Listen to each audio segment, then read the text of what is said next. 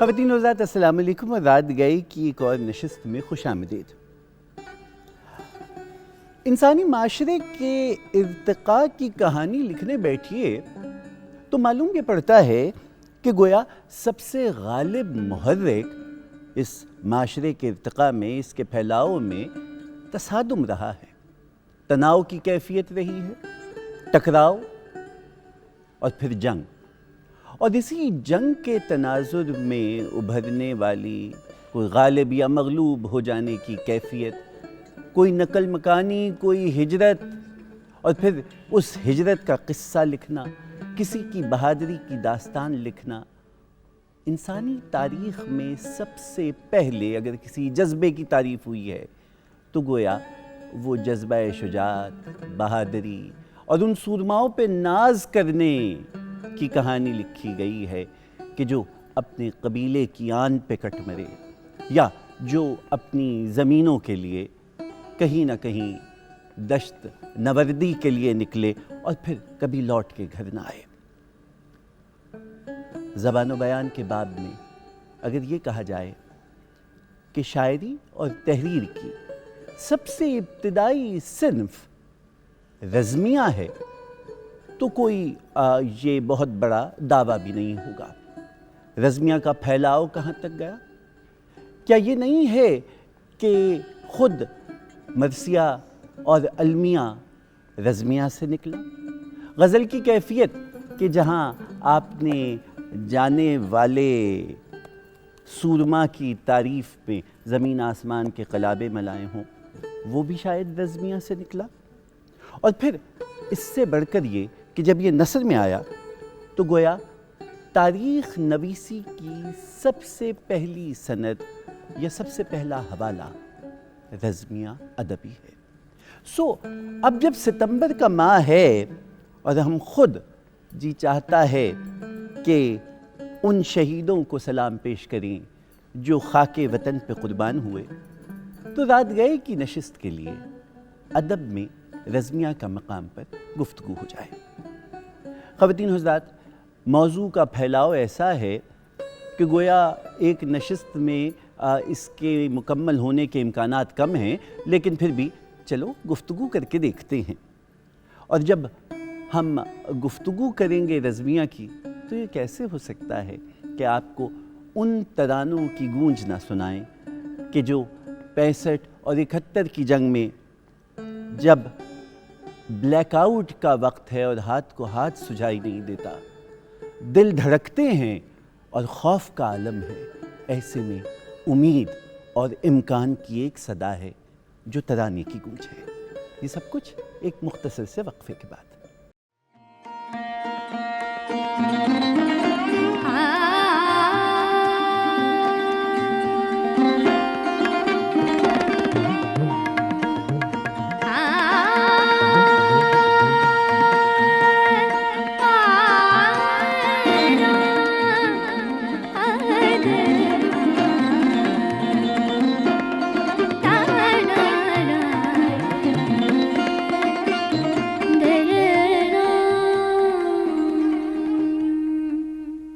خواتین حضرات، رات گئے کی اس نشست میں ایک بار پھر خوش آمدید۔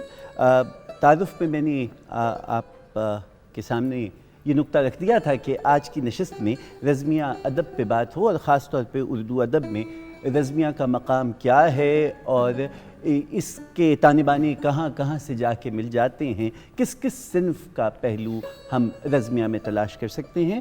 اور بات کا پھیلاؤ چونکہ زیادہ ہے، میرا پہلا مہمان وہ کہ جو اپنے نامانوس لہجے اور نئے مضامین کی وجہ سے زبان اردو میں چونکا دینے والے شاعر کے نام سے منسوب ہے۔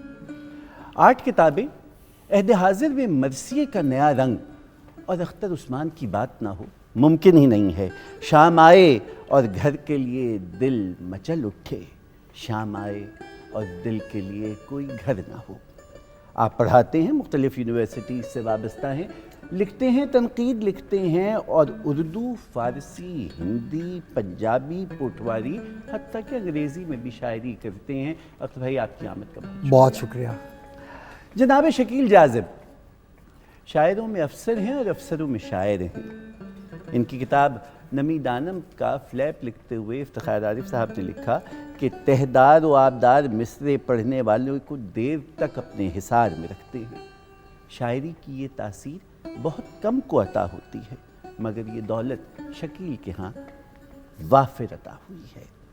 کل 3 شعری مجموعے ہیں اور حضرت کا کہنا یہ ہے کہ ہم نے سیکھا ہی نہیں ظلم کی بیعت کرنا، ہم کو مسند سے نہیں عشق ہے زنجیر کے ساتھ. شکیل آپ کی آمد کا بہت شکریہ. اور خواتین و حضرات، ستمبر کا ماہ، رزمی ادب پہ گفتگو، رات گئے کی نشست. سو کیوں نہ آپ کو وہ ترانے بھی سنائے جائیں کہ جو آج تک ہمارے بچے بچے کی زبان پہ ہیں اور بظاہر جن کا شاعری سے تعلق نہ بھی ہو، یہ رزمی ادب کا ایک انداز ہے کہ اس کے ترانے ان کی زبان پہ بھی آ جاتے ہیں. وقاص حیدر ہمارے بہت اچھے گلوکار ہیں، آپ سے ہماری دوستی ہے، آپ بہت عمدہ گاتے ہیں، پلے بیک سنگنگ کر رہے ہیں. 7 سال کی عمر میں پی ٹی وی سے آغاز کیا تھا. پنجابی، اردو سب بہت عمدہ گاتے ہیں اور آج رات گئے کی نشست کو آپ سجائیں گے. اختر بھائی، بات آپ سے. میں نے ابتدا میں اپنی ناقص رائے یہ رکھی تھی کہ تصادم پہ غالباً انسانی معاشرہ پھیلا ہے. ایک جگہ سے اگر امن ہوتا تو شاید ایک ہی جگہ بیٹھے رہتے. کوئی نہ کوئی وجہ تو تھی کہ نقل مکانی ہوئی یا ایک علاقے کے لوگ دوسرے علاقے میں پہنچے تو کہیں کہیں جنگ ضرور ہوئی ہوگی. اس جنگ نے جذبات کو بھڑکایا ہوگا اور جذبات نے کہیں قلم کا سہارا لیا ہوگا. تو کیا ادب کی ابتدا رزمیہ سے ہوئی؟ میں پہلے ایک چھوٹی سی بات عرض کر دیتا ہوں. فطرت کے متوازی انسان کی بنائی ہوئی کائنات کو تہذیب کہتے ہیں. واہ. اور تہذیب رزم کے بغیر نہیں بن سکتی. واہ. یہ رزمی ادب کی پہلی شرط ہے کہ وہ کوئی نہ کوئی تہذیب جو ہے وہ اس کے ساتھ جڑی ہوئی ہو. مثلا گریکس میں آپ یہ دیکھتے ہیں کہ ٹروجنز اور اسپارٹنز کے درمیان جو لڑائی ہوئی ہے اور جس کو اوڈیسی میں اور ایلیڈ میں ہومر نے لکھا ہے، تو اس میں کریکٹرز ہیں یہاں تک کہ ایک ڈاگ کا، ایک سگ کا بھی کریکٹر ہے، اس کا نام ہے آرگس. تو جب ایگامیمنون زیوس کی 20 سال کی ناراضی جھیل کے گھر واپس آتا تو اس نے لکھا ہے اس آرگس کے بارے میں کہ he saw his master, he came near to him, licked his shoe and then died. یا جب وہ یہ کہتا ہے کہ and all is dross that is not Helena, وہ سب کچھ فضول ہے جس میں ہیلنیت نہیں ہے. تو گویا وہ رزم اور بزم دونوں کو اکٹھا کر رہا ہے. رزمیہ بیک وقت تربیہ بھی ہو سکتا ہے اور کربیہ بھی ہو سکتا ہے. وہ طرب بھی ہے ٹریجڈی بھی، اور وہ ٹریجک بھی ہے، کامک بھی ہے. تو آپ کامک کہیں گے یا رومانٹک کہیں گے؟ نہیں، کامک. وہ اس لیے کہیں گے اس کو کامک کیونکہ پھر دانتے کا بھی ذکر آئے گا اور ہم ملٹن تک آئیں گے کرامویل کے حوالے سے. اس سے پہلے میں نے ہاریس کا اور ورجل کا ذکر کیا ہوں. تو گویا رزمیہ ایک ایسی جنگ ہوئی جو ایک تہذیب نے دوسری تہذیب کے خلاف لڑی اور اس کا ضروری حصہ رجز ہے. واہ. مثلا آپ صلی اللہ علیہ وآلہ وسلم کو یہ پڑھتے ہوئے پایا گیا ان النبی لا کذب، سبحان اللہ، ان ابن عبد مطلب. تو یہ رجز ہے جی. اور آپ کو تو معلوم ہوگا کہ عرب میں تو بات بات پر شعر کہا جاتا تھا اور اس بات پر فخر کیا جاتا تھا کہ ہمارے پاس علم بھی ہے اور بہادری بھی ہے. مطلب صاحب سیف و قلم جی جو مولائے کائنات کی ذات ہے، تو آپ فرماتے ہیں کہ رضینا قسمت الجبار فینا لنا علم وللجہال مال. اور ہم اللہ کی اس تقسیم پر راضی ہیں کہ اس نے ہمارے لیے علم اور جاہلوں کے لیے مال رکھا. واہ سبحان اللہ. سبحان اللہ. تو رزم آرائی تو وہیں سے شروع ہو جاتی ہے. اچھا مرثیہ کب داخل ہوتا ہے مسلمز میں؟ جب خنسہ اپنے بھائی کا مرثیہ کہتے ہیں جو آج تک مشہور چلا آتا ہے, اور ان کے بعد متمم بن نویرہ مرثیہ کہتے ہیں, اور ان کے بعد بی بی سلام اللہ علیہا جناب رسالت مآب کے وصال کے بعد مرثیہ کہتے ہیں, سبت علیہ. سبت علیہ. ہم مرثیے پہ تو بڑی ڈیٹیل بات کریں گے. تو رزمیہ شکلیں اختیار کرتا ہے. میں یہ بتانا چاہ رہا ہوں. اب آپ فیض کی نظمیں دیکھ لیجئے, جوش کی نظمیں دیکھ لیجئے, وہ ان معنی میں رزمیہ نہیں ہیں, لیکن رزمیہ عناصر ان میں سے آپ بآسانی تلاش کر سکتے ہیں. ابتدائی شکلوں میں تو ہمیں داستانیں ملتی ہیں. مثلا برصغیر پاک و ہند میں دیکھیے تو ایک جنگ کا قصہ رامائن میں اور مہابھارت میں آیا. جی تو وہ بھی کیا رزمیہ؟ جی بالکل رزمیہ ہوگا. اور آپ کو شاید یہ دیکھ کے حیرت ہو کہ اکثر وہ جو ہے وہ چھندوں میں ہے. چھند ہم فعل کو کہتے ہیں, بہر ان کی موجود ہے. اچھا. مثلا یہ آخری شاعر جو آپ کے ہیں بھکتی کال کے جو شاعر ہیں, جن میں سرداس ہے, کالی داس ہے, اور یہ اپنا نانک ہے, تو وہ کہتا ہے کہ پون گرو پانی پتا ماتا دھرت مہت. تو رزم تو یہیں سے شروع ہو جاتی. پون جو ہوا ہے وہ گرو ہے, ہوا گرو ہے, ہوا گرو ہے. پانی جو ہے وہ باپ ہے, اور زمین جو ہے یہ ماں ہے. جب آپ نے یہ پوزیسونیس اختیار کر لی تو رزم شروع ہے. ماں پہ تقسیم نہیں, مار پہ. اور جب آپ نے منی اور ویلیو کو انٹروڈیوس کروا دیا ایک سوسائٹی میں, ایک زمانہ تھا کہ منی اور ویلیو کا کوئی تصور نہیں تھا. جب یہ انٹروڈیوس ہوئی دونوں, ویلیو منی پرائس, تصادم وہاں سے شروع ہو گیا اور رزمیہ شروع ہو گیا. مثلا جب ایلیٹ یہ کہتا ہے تو آپ اس کو رزمیہ میں اگر نہیں شمار کریں گے تو کیا کریں گے؟ وہ کہتا ہے I grow old, I shall wear the bottoms of my flannel trousers rolled. Shall I part my hair behind? Do I dare to eat a peach? I have seen the mermaids singing each to each. I do not think that they will sing to me. بظاہر وہ لو song لکھ رہا ہے, لیکن اپنا وہ جس کے بارے میں شیخ سعدی نے کہا ہے کہ 40 سال از عمر عزیزت گزشت, کہ 40 سال جو ہے اس کی عمر کے گزر گئے.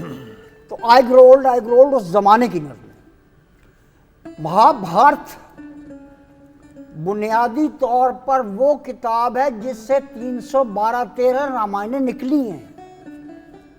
ہمارے یہاں یہ بھی اس میں بھی تمیز نہیں کی جاتی کہ یہ اس سے اعلیٰ جو رزم ہے وہ تو ہمارے یہاں داستان امیر حمزہ ہے. جی بڑی تاریخی. اس کی اگر نثری کا ذکر کرنا ہے, طلسم ہوشربا میں طلسم ہوشربا جس کا میر امن دہلوی نے انگریزوں کے لیے وہ کیا بھی تھا, جی, فورٹ ولیم کالج کے لیے. تو رزم دراصل میرے نقطہ نظر کے مطابق وہ جذبات ہیں جو اللہ نے انسان کے اندر اس طرح نہیں رکھے, بلکہ انسان نے خود وقت گزرنے کے ساتھ ساتھ ان کو گرو کر لیا, اور زمین کے کسی خاص حصے کو جب آکوپائی کیا تو کہا کہ یہ میرا ہے. جب ہم نے لائن آف ڈیمارکیشن کھینچی, ایل او سیز بنا دی, تو اس کے بعد پھر رزم شروع ہو جاتی. اور یہ انسانی ارتقاء کی وہ کہیں اور سنا کرے کوئی, کیا عمدہ بات ہے. شکیل, غزل کے آپ شاعر مانے جاتے ہیں, اور ایک نکتہ تو یہ بھی ہے کہ رزمیہ شاعری میں وسعت و پھیلاؤ ہے, غزل میں محدودیت اور کساؤ ہے. رزمیہ میں طویل بیانیہ کا حسن کام کرتا ہے, اور غزل میں مختصر اشارہ اور کنایہ کا فن کام کرتا ہے. غزل میں بزم ہے، رزم میں جدل ہے، غزل میں فریاد ہے، رزم میں للکار ہے، غزل میں سرگوشی اور خاموشی، رزم میں بلند آہنگی۔ بسم اللہ الرحمن الرحیم۔ شون بھائی، ابھی اختر بھائی نے بڑی تفصیل سے جو معاشرے کے ارتقاء اور اس میں شاعری اور شاعری کس کس شکل میں ظہور پذیر ہوتی گئی مختلف معاشروں میں جب ہم آتے ہیں، تو شاعری کی جب ہم شکلیں دیکھتے ہیں، ہمارے جو احساسات ہیں اور ہمارے جذبات ہیں ان کا اظہار ہے۔ اچھا، اب غزل بنیادی طور پر اردو میں فارسی سے آئی۔ فارسی میں غزل کا ایک بیک گراؤنڈ ہے، فارسی میں غزل کی ایک روایت ہے، اور شروع میں غزل اسی روایت پر چلی، لیکن غالب تک آنے کے بعد، وہ غالب سے پہلے ہمیں غزل، وہ فارسی کی جو ایک روایتی غزل ہے جس میں وہ جو دکھ درد کی پکار ہے، عاشق اور محبوب کا قصہ ہے، اور اس میں حسن و عشق اور اس کی بیگانگی کا دکھ ہے اور عاشق کی وارفتگی کا، لیکن غالب کے بعد ہم دیکھتے ہیں یہ غالب وہ ایک ٹرننگ پوائنٹ آتا ہے غزل میں کہ جہاں پر غالب نے غزل میں نئے مفہوم، نئے مضامین اس خوبصورتی سے انٹروڈیوس کیے کہ وہ ایسا محسوس ہی نہیں ہو سکا کہ یہ غزل میں نہیں آ سکتے تھے۔ اب جو آپ نے بات کی غزل کا جو اعجاز ہے وہ اس کا اختصار ہے، یعنی اختر بھائی نے جیسے بتایا نا کہ پوری ایک نظم اردو میں بھی ہمیں مثنویاں ملتی ہیں۔ جب ہم مہم جوئی کی بات کرتے ہیں، ابھی داستان امیر حمزہ کی بات ہوئی، رزم کی جب ہم بات کرتے ہیں تو ہمیں جو مثنویاں لکھی گئی ہیں ان مثنویوں کے اندر بھی ہمیں مہم جوئیاں ملتی ہیں، ان کے اندر بھی ہمیں رزمیہ ایلیمنٹس فارسی میں رستم و سہراب، رستم و سہراب ہے، اردو میں مثنوی گلزار نسیم ہے، یا اور دوسری مثنویاں ہیں، پھر بہت بعد میں شاہنامہ شاہنامہ۔ تو دیکھیے اب دوبارہ پھر یہ باتیں جب ہم اس پہ دیکھتے ہیں کہ رزم جو ہے نا، بنیادی طور پر رزم کو ہم میدان جنگ سے منسوب کرتے ہیں کہ میدان جنگ میں جو شاعری کی جاتی ہے یا میدان جنگ سے متعلق جو شاعری کی گئی ہے۔ اب میدان جنگ میں مختلف واقعات ہوتے ہیں۔ میدان جنگ میں جیسے بتایا اختر بھائی نے کہ جب وہ ایک رزم کا آغاز ہوتا ہے تو وہ رجز سے ہوتا ہے۔ رجز میں کیا ہے؟ رجز میں اپنا تعارف کرایا جاتا ہے، فخر و مباحات ہوتی ہیں، اس میں اپنے قبیلے کا، اپنے عرب سے بھی اگر ہم وہ اس کو لے کر آئیں، جو بنیادی طور پر یہ ٹریڈیشن رزم کی جو ہے یہ وہ، اور رزمیہ شاعری کی جو میں سمجھتا ہوں وہ شاید عرب کی اور جو پچھلی جو تہذیب ایلیڈ اور اس میں وہ شاید ساتھ ساتھ ہی رہی ہوں گی، لیکن عرب کے ہاں اس کو باقاعدہ ایک فن کی شکل دی گئی جو کہ اس کا اختصاص ہو گیا رزم کے ساتھ، رزم گاہ کے ساتھ۔ اب اس کے اندر انہوں نے اس کو اس حد تک پھیلایا کہ اس میں وہ پورے میدان جنگ کے واقعات، پورے میدان جنگ کے قصے، پھر اپنی تلوار کی تعریف، پھر اپنے گھوڑے کی تعریف، پھر اپنی اس کے اوپر سارا وہ پوری چیزیں جو ہیں وہ شاعر اس طریقے سے وہ بیان کرتا تھا کہ اس سے وہ ایک پڑھنے والے یا سننے والے کے سامنے پوری ایک تصویر آ جاتی تھی۔ پھر بادشاہوں کے لیے جب قصیدے لکھے گئے تو ان قصیدوں میں بھی ان بادشاہوں کی جو رزمیہ ان کی فتوحات تھیں یا ان کی جو رزمیہ جس کے اندر آپ کہہ سکتے ہیں کہ اس کے اوپر وہ جناب امیر خسرو کے 7 دیوانوں میں سے فردوسی کا بھی دیکھیں نا، یعنی وہ سلطان محمود غزنوی اتنا خوش ہوا اس سے کہ اس نے کہا کہ اس کے ہر شعر کے بدلے میں جو ہے وہ میں اسے سونے کا سکہ دوں گا۔ دیا نہیں تھا، دیا چاندی کا تھا، جس پہ آخری شعر لکھا کہ ہنزل کو جتنا مرضی شہد پلا دیں اس پہ تربوز، بلکہ یہ کہا کہ پرستار زادے نے آیا بیکار۔ جی ہاں، وہ جان ایلیا نے بھی اپنی اس نظم میں اس کا ایک اشارہ دیا نا کہ سنو کہ فردوس یہ زمانہ پرکھ چکا ظرف غزنوی کو، تو جو فکر و فن کو ذلیل کر کے عزیز رکھتا ہے اشرفی کو۔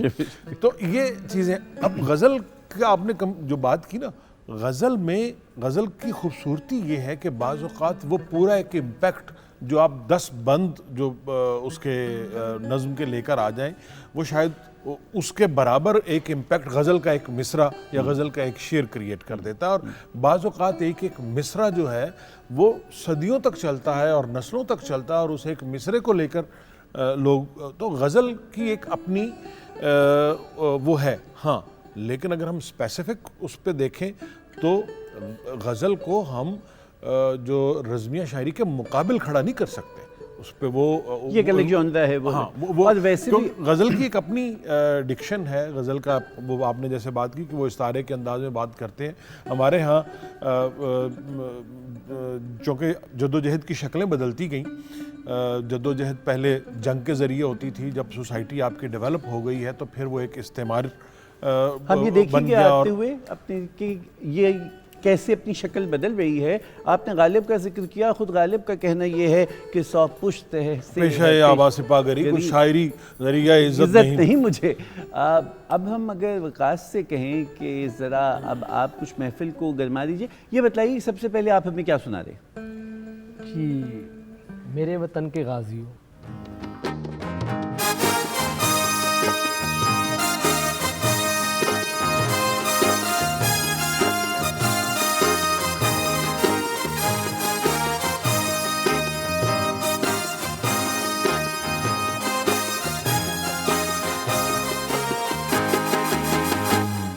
تمہارے ہر جوان کا جلال بے مثال ہے، کرے تمہارا سامنا کسی کی کیا مجال ہے. یہ کائنات آزما چکی ہے تم کو بارہا، میرے وطن کے غازیوں تمہیں کسی کا خوف کیا، تمہارے ساتھ ہے خدا، تمہارے ساتھ ہے خدا، میرے وطن کے غازیوں.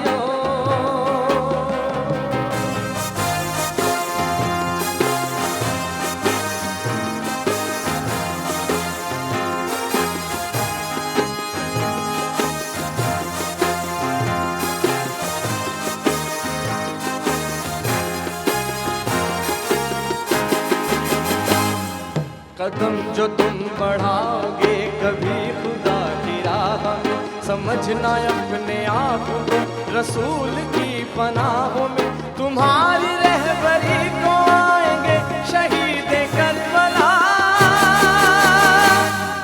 میرے وطن کے غازیوں تمہیں کسی کا خوف کیا، تمہارے ساتھ ہے خدا، تمہارے ساتھ ہے خدا، میرے وطن کے غازیوں تمہیں کسی کا خوف کیا، تمہارے ساتھ ہے خدا، تمہارے ساتھ ہے خدا، میرے وطن کے غازیوں.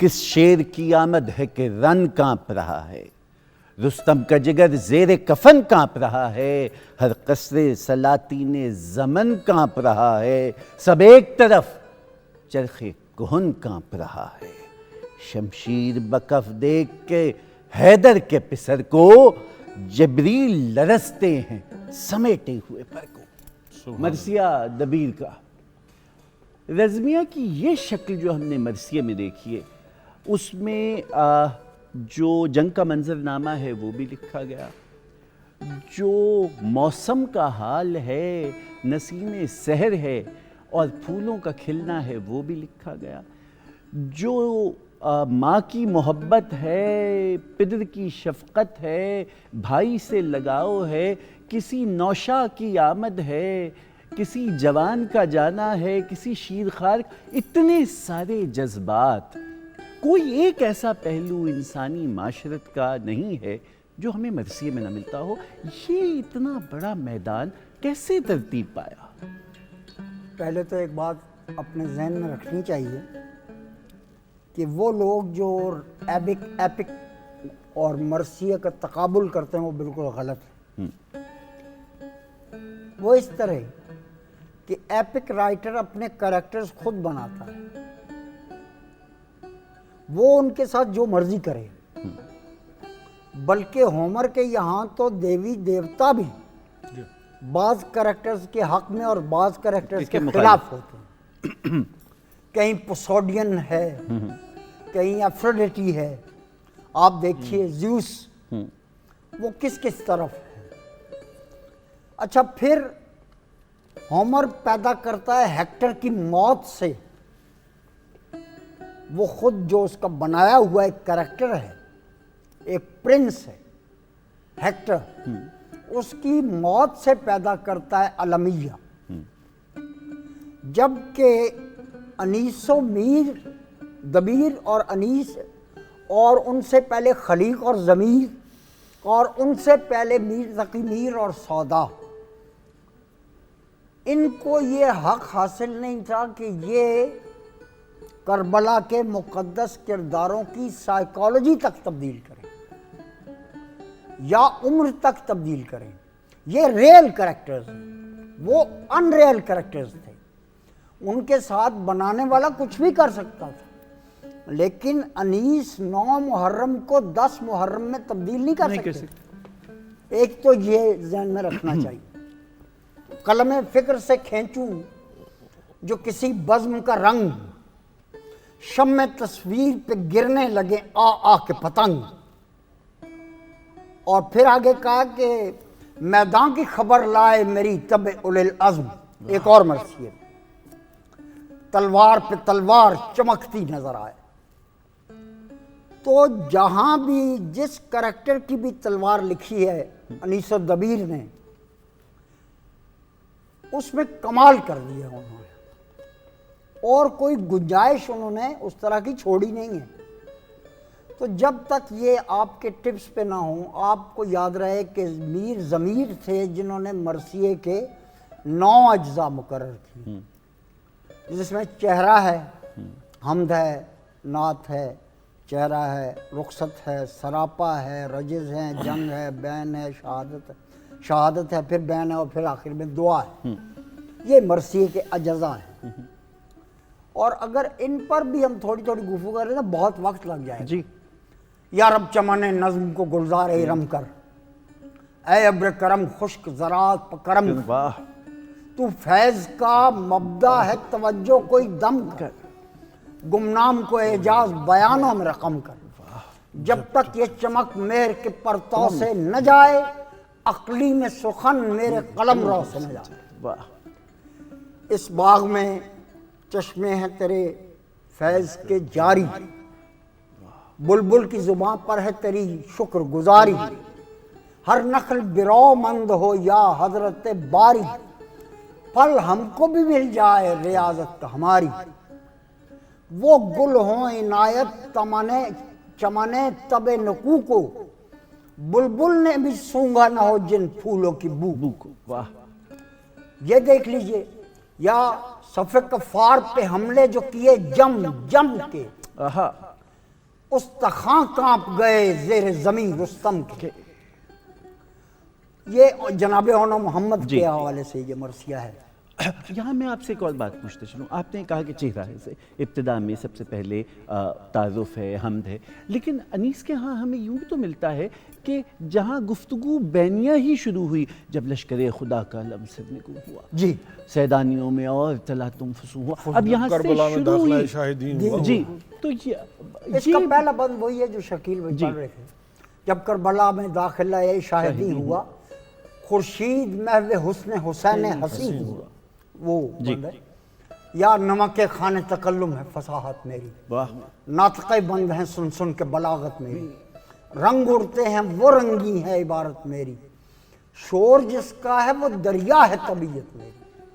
درد سر ہوتا ہے بے رنگ نہ فریاد کریں، بلبلیں مجھ سے گلستان کا سبق یاد کریں. واہ، تو ان کرداروں کی نفسیات کو سامنے رکھ کے ہے علم تو آیا ہے میرے چچا نے، یا 2 جنگ ہو چکی، جی، جنگ ختم ہو چکی. اب انیس 2 مصروں میں 2 فوجوں کا حال کہتے ہیں، صرف 2 مصروں میں. ایک طرف سے تو دفو نئے کی صدا آتی تھی، اور ایک سمت سے ہے کی صدا. صدا کیا کہنے. تو دیکھیں اس ایک شعر میں ہی دو مختلف کیفیتیں جی کیسی سامنے اچھا زبان جو ہے کہ کہیں تو وہ انداز ہے کہ جہاں بہت ہی مردانہ وجاہت اور ایک للکار ہے اور کہاں جب بینڈ کی طرف جاتے ہیں ہے کہ تو وہ جو زنان خانے سے آواز آتی تھی اور وہ جو مخصوص ان کے اپنے محاورے اور ان کی اپنی زبان کے کیا انداز زبان ہے اور کیا کہنے.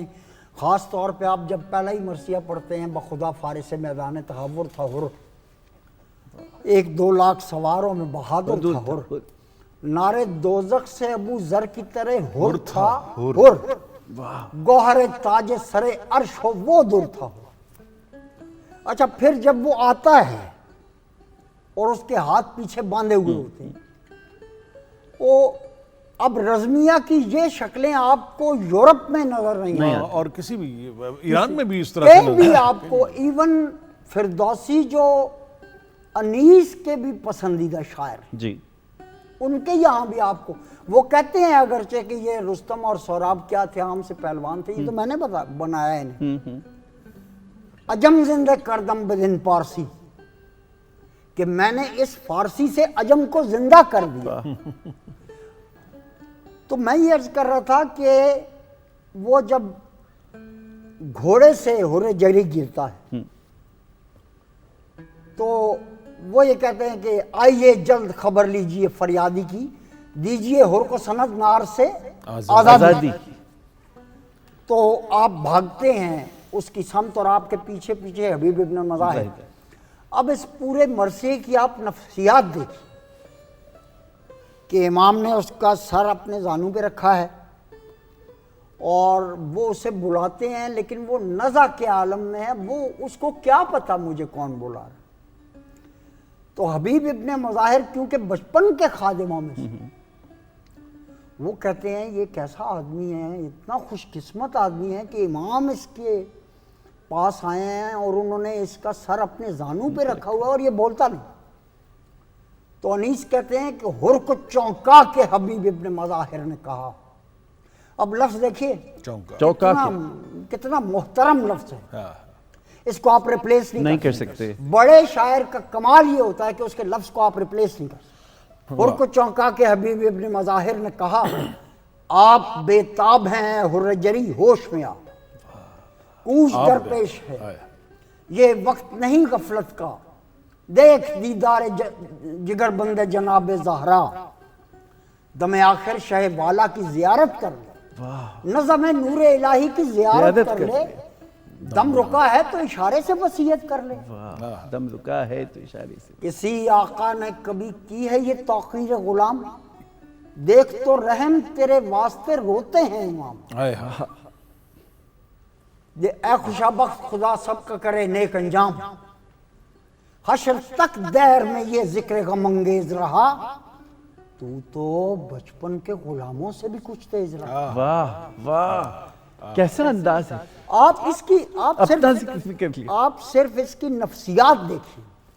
نیم واہ چشم سے ہر نے رخ مولا دیکھا زیر سر زانو شبیر کا تکیہ دیکھا مسکرا کر طرف عالم بالا دیکھا شاہ نے فرمایا کہ اے ہر جری کیا دیکھا عرض کی حسن رخ طور نظر آتا ہے عرش سے فرش تلک نور کہہ کہ یہ گود میں شبیر کے لیے انگڑائی آیا ماتھے پر عرق چہرے پر زردی چھائی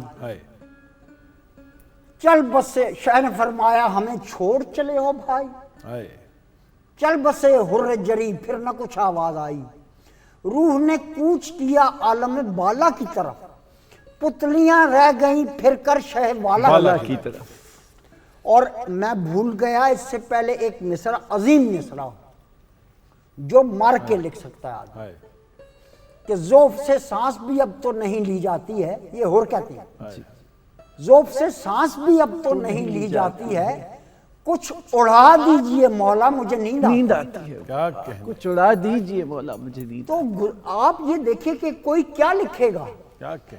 میں نے پوری کوشش کی ہے ہومر کو ورجل کو ہورس کو ایون ملٹن کو جو کرامویل کے ساتھ تھا پیراڈائز لاسٹ اور پھر پیراڈائز ریگین لکھی اس نے، اس کو بھی دیکھا میں نے. فردوسی کا کم و بیش میں حافظ ہوں. ماشاءاللہ. یہ رضویے میں نے بہت دیکھے میں نے، لیکن میں نے ایسا مرثیہ وہ تقابل ہو ہی نہیں سکتا. یہ رزمیہ سے اوپر کی چیز ہے، یہ بہت آگے کی چیز ہے. چونکہ اختر بھائی کا میدان ہے مرثیات اور ان سے سننا، لیکن جو کیفیتیں ہیں، مثلا آپ اگر تلوار کی چلنے کی بات کیجئے تو بند پہ بند ہے، اگر آپ گھوڑے پہ بات کیجئے بند تو بند کے بند ہیں. شمن بھائی اصل میں آپ کو بتاؤں، یہ لفظ مرثیے کا اس کے لیے ایک مستعمل ہو گیا، ورنہ اصل میں کیونکہ وہ رساس ہے کہ اس کے آخر پہ جو ایک گریہ ہے اور جو ایک حزنیہ ہے اور اس پہ جو ایک اس کی رونے کی کیفیت ہے، تو اس سے اسے رسا کا نام سے مرثیہ دے دیا گیا. ورنہ یہ اگر اس لفظ کی اسٹرکٹ سینس میں دیکھا جائے نا، تو یہ جو لکھا گیا ہے نا انیس اور دبیر کے ہاں یا اس سے پہلے ضمیر کے ہاں، تو یہ صرف مرثیہ نہیں ہے، یہ ایک پوری ایک کوئی بہت بڑی چیز ہے جس کے اندر رزم بھی ہے، جس کے اندر بزم بھی ہے، جس کے اندر غزل کا رنگ بھی ہے، جس کے اندر منظر نگاری ہے، جس کے مثنوی اس کے اندر ہے. دیکھیں آپ مثنوی ہم داستان گوئی میں امیر حمزہ کی بات کی یا اردو داستانوں کی بات کی، ایون پنجابی میں جب ہم دیکھتے ہیں جو انگریز کے خلاف جب مسلح جدوجہد سٹارٹ ہوئی ہے اور اس میں واریں لکھی گئی ہیں، جو ہمارے بڑے کریکٹرز تھے جنہوں نے انگریز کے خلاف جنگیں لڑی ہیں، تو ان کی جواں مردی کے اور وہ قصے لکھے گئے. یہ جو اس وقت ہم جس کو مرثیہ کہتے ہیں، یہ بنیادی طور پر اگر ہم یہ شاعری کی تمام اقسام کو اکٹھا کر دیں تو یہ اس ایک صنف میں آ جائے گی. یہ اس ایک چیز کو آپ سامنے رکھ سکتے ہیں کہ اگر ہر طرح کا شعر، اب ایون مثنوی میں بھی اختر بھائی مثنوی کے اندر انہوں نے غزلیں کہیں، اس نے میر حسن نے بھی، دیا شنکر نسیم نے بھی، باقی مثنوی کے اندر غزلیں کہیں ہوئی ہیں. وہ بادشاہ اپنا دربار لگا کر بیٹھا ہوتا ہے اور اس کے اندر وہ غزل سنا رہی ہوتے ہیں، یا وہ اچھا شہزادہ جا رہا ہے اور شہزادے کو رستے میں جو مقابلے ہو رہے ہیں، کبھی درندوں سے مقابلے ہو رہے ہیں. اب وہ بنیادی طور پر وہ رنگ سارے رزمیہ کے ہیں، لیکن جب ہم اس کو تھوڑا سا اور ایک ڈیفرنٹ اینگل میں دیکھتے ہیں تو ہم جب صرف رزمیہ کہتے ہیں تو وہ محدود ہو جاتا ہے میدان جنگ تک، کہ میدان جنگ. لیکن اب جیسے اختر بھائی نے بتایا کہ میدان جنگ کے اندر بھی صرف جنگ نہیں ہو رہی، میدان جنگ کے اندر جو ہیں وہ رشتے بھی موجود ہیں، میدان جنگ کے اندر کیفیات بھی موجود ہیں، اس کے اندر جذبات بھی موجود ہیں، اس کے اندر گفتگو بھی ہو رہی ہے. اور اتنا طویل عرصہ ہوتا تھا. یہ تو کربلا کا تو مختصر، یہ تو ایک دن کا ہے نا، ورنہ تو جنگیں کئی سال. اچھا عرب شعراء کو جب ہم دیکھتے ہیں جو 40 سال 50 سال کی جنگیں چلی، بنو تغلب کی بنو بکر کے ساتھ جنگ چلی، اور وہ عمرو بن کلثوم کا جو عمرو بن کلثوم کے جو مرثی معلقات کعبہ میں سے عمرہ القیس کے ہیں، معلقات کعبہ کے اندر ہیں، اور وہ لوگ خود بڑے بہادر اور جری یعنی لوگ تھے. عمرو بن کلثوم کا تو وہ باقاعدہ اس نے بادشاہ کو قتل کر کے اور اس کے درباریوں کو قتل کر کے اور وہ اپنی ماں کو وہاں سے وہ نکال لایا تھا، اور اس نے پھر وہ جو لکھا تھا پورا ایک اپنا قصیدہ لکھا تھا کہ ہم سفید جھنڈے ہمارے جو ہیں وہ سرخ جھنڈوں میں بدل جاتے ہیں. اور تو وہ ایک اپنی دلیری کی اور اپنی بہادری کی، اپنے قبیلے کی دلیری کی وہ چیزیں. لیکن جس کو ہم مرثیہ کہتے ہیں، جس پہ ابھی اختر بھائی نے بات کی ہے، تو یہ صرف اس حد تک محدود نہیں. اس کے اندر روحانیت شامل ہے، اس کے اندر صفائے قلب شامل ہے، اس کے اندر وہ، اور جیسے وہ بات کی کہ چونکہ یہ کریکٹرز وہ کریکٹرز ہیں جو الہی کردار ہیں، یعنی جو قیامت تک حق و باطل کی علامت کے طور پر اور حق و باطل کے استعارے کے طور پر وہ ہمیشہ رہیں گے. ان کو آپ اس میں سے کسی کردار کو، آپ عمر بن سعد کا کردار اٹھا کر دیکھ لیں، شمر کا کردار اٹھا کر دیکھ لیں، کسی بھی اس میں آپ کوئی تبدیلی نہیں لا سکتے کسی بھی طرح. اچھا یہ بھی ایک بڑا اس واقعے کا عجیب واقعہ ہے. یہ بظاہر مختصر سی 4 گھنٹے کی جنگ ہے اور ایک بے آب و گیا علاقے میں کہیں ایک واقعہ رونما ہوا ہے، لیکن آج آپ اگر اپنے رشتہ داروں یا اپنے عزیزوں کے انتقال کی بات کریں، یا آپ اپنے شہید کی شان بیان کریں، یا مادر وطن کے لیے آپ کو ابھی ہم نے یہ ترانہ سنا ترانے میں بھی شہید کربلا کے شہید کربلا کا ریفرنس ہے، یا جو مولا علی علیہ السلام کی ان کی جرأت اور بہادری کے نبی کریم صلی اللہ علیہ وسلم، اور مزاحمت میں بھی جب بھی ہمارے ریفرنسز وہی ہوتے کہ ہیں، یزید وقت کو للکارا، آپ نے جو فرمایا غزل کے اندر یہ ریفرنسز چل رہے ہیں. ہم یعنی ابھی جو ہمارے عہد حاضر کی غزلیں ہیں، یا یعنی قیام پاکستان کے بعد کی جو غزل نگاری ہوئی ہے، اس کے اندر بلکہ اس سے پہلے کے بھی ایون آپ ولی دکنی سے آپ شروع کر لیں، یعنی ایون غزل کے جو روایتی مضامین تھے ان میں بھی آپ کو یہ استعارے کربلا کے اور اس سارے ملتے وہ سب ملیں گے. ہم دیکھتے ہیں کہ اب ترانہ ہمیں ایک تو آپ نے سنایا شروع میں، اس میں بڑا اچھا استعارہ اس کا تھا. اب آپ ہمیں کون سا ترانہ سنا رہے ہیں؟ جی میڈم نور جہاں جی کا میرے ڈھول سپاہیا. جی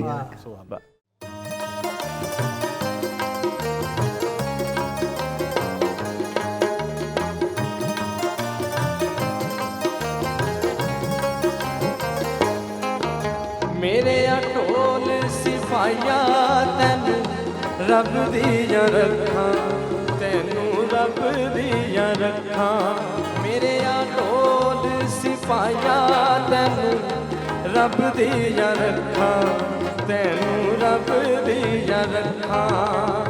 اج تک دیا تینوں سارے جگ دیا اکھاں. میرے ڈھول سپاہیا تینوں رب دیا رکھاں، تینوں رب دیا رکھاں.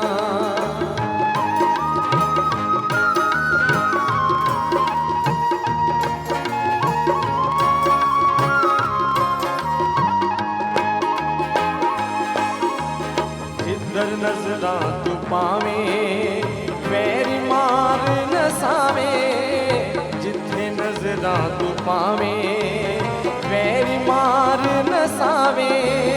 جنا راواں تو جاویں، جنا راواں تو آویں، جنا راواں تو جاویں، جنا راواں تو آویں.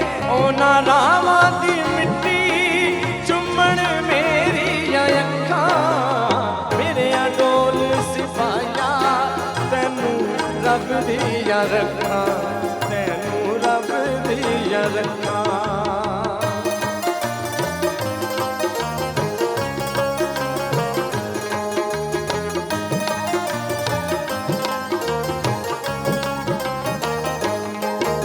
دشمن ویریاں دے ہلے اپنے سینے تے چلے، دشمن ویریاں دے ہلے اپنے سینے تے چلے. جتھے قدم جماویں اوتھوں قدم نہ ہلے، جتھے قدم جماویں اوتھے قدم نہ ہلے. تیرے قدماں تو واری میرے جیاں لکھاں. میرے ڈھول سپاہیا تینوں رب دیا رکھاں، تینوں رب دیا رکھاں.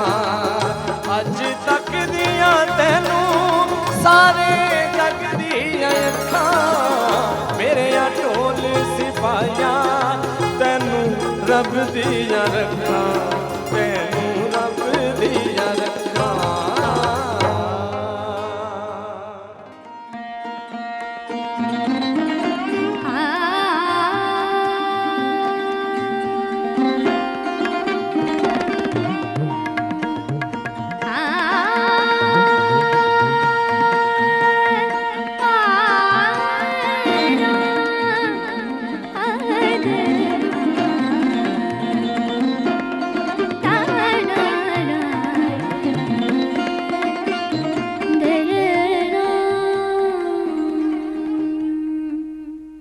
خواتین حضرات، راتگاہ کی نشست میں گفتگو ہو رہی ہے رزمیہ شاعری کی. ابھی وقفے پہ جانے سے پہلے وقاص ہمیں میڈم نور جہاں کا گایا ہوا اور صوفی غلام مصطفیٰ تبسم صاحب کا لکھا ہوا پنجابی کا ایک گیت جس میں دعائیہ تھا، یہ دعائیہ بھی تو رزمیہ میں آ گیا کہ آپ اس کو یہ دیکھیے کہ اس سے پہلے جو ہے کہ علی تمہاری شجاعت پہ جھومتے ہوں، جی رسول پاک نے باہوں میں لے لیا ہوگا. تو یہ ہمارے یہاں ایک روایت ہے. جی اور یہ روایت بھی جو ہے یہ میں سمجھتا ہوں کہ اردو مرثیہ کی دین، کیونکہ اس میں دعا کا جز لازمی ہے۔ آپ نے دیکھا ہوگا کہ انیس کے آخری جو بند ہوتے ہیں جی وہ دعائیں ہوتی ہیں، اور بلکہ ایک دعائیہ بھی ہے اور فخریہ بھی ہے میرے خیال میں، اگر میں غلط نہیں کہہ رہا تو یہ آل رضا کا، اور اگر میرے ذہن میں نہیں ہے تو، کہ کربلا اے میہمان لکھنؤ، دہر میں ممتاز تر ہے خاندان لکھنؤ، خلد میں بیٹوں کے اور اپنے بیاں کے واسطے فاطمہ چن لے گئیں دو خوش بیان لکھنؤ۔ ایک دبیر ہند ہے اور ایک کنیس کائنات، ایک جسم لکھنؤ ہے ایک جانے۔ تو یہ ایک روایت آپ کے یہاں، اور یہ بھی کہا انہوں نے کہ اب کے برس جو ہے وہ اگلے برس مجھے کربلا میں محرم نصیب۔ تو یہ بھی روایت پوری جو ہے وہ ہمارے ان ترانوں تک، جنگی ترانوں تک، جن میں قرنا ہے، ناقوس ہے، اور خاص طور پر اس وقت ان کی آوازیں، علم رایت جو بھی، ان کی آوازیں، کرنا کا پھونکنا، ناقوس کا بجنا، جلاجل کا وہ آنا، کہ یہ سخن کر کے مخاطب ہوئے آدھا سے امام، اے سپاہ عرب و روم رو کوفہ و شام، پسر مصحف ناطق ہوں سنو میرا کلام، سخن حق کی طرف کانوں کو مصروف کرو، شور باجوں کا مناسب ہو تو موقوف کرو، یہ صدا سنتے ہی خود رک گیا کرنا کا خروش، کیا بجاتے کہ بجاتے نہ کسی شخص کے ہوش، کیا بجاتے کہ بجاتے نہ کسی شخص کے ہوش، ہو گئے جوڑ کے ہاتھوں کو جلاجل خاموش۔